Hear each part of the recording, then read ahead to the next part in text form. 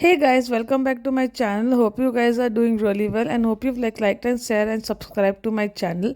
Today I'll be showing you how to make this easy cake rust. It's 100% made of jawar and it's eggless and it's super yum in taste. So let's get started. In a bowl I've taken my melted butter. You can take ghee if you like. Then I've taken brown sugar, but you can take jaggery powder. I prefer brown sugar over jaggery powder because brown sugar just gives a better crisp to it. And then I've taken my buttermilk, that's milk plus vinegar. I've taken milk and vinegar together, kept it aside for a few seconds, and then put it in the batter.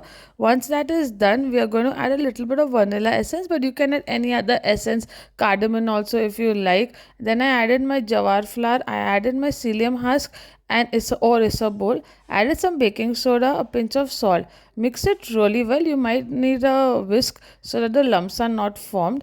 Once that is done, you can see how the batter is turned out to be. It might get a little thicker really fast because of the jawar flour getting absorbed, but don't worry. Then in a 6-inch cake tin, I have poured this batter.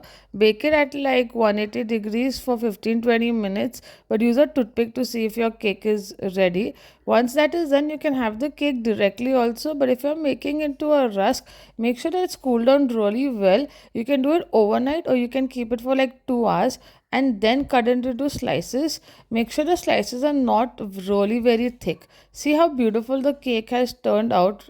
And then I waited like overnight and then I cut into slices, but as I said, 2 hours is also fine.